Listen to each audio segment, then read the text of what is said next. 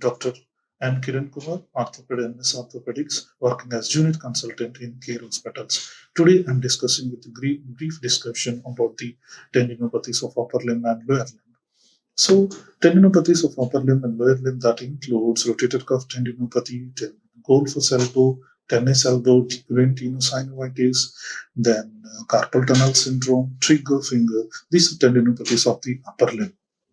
Tendinopathies of the lower limb are Achilles tendinopathy, plantar fasciitis, and patellar tendinopathy. So, tennis elbow, first brief description of what the tennis elbow is. Tennis elbow is nothing but the lateral epicondylitis.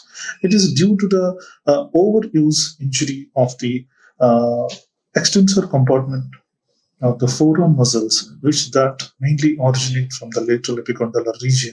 Due to the excessive stress or repeated stress of the extensor compartment muscles, that results in the lateral epicondylitis. Similarly, the excessive stress that involves in the flexor muscles of the forearm, that is known as medial epicondylitis. Tennis elbow can be treated conservatively, can be treated with the medical management. So, tennis elbow, initially we can treat with the wrist aspect application and tennis elbow splint and NS sites.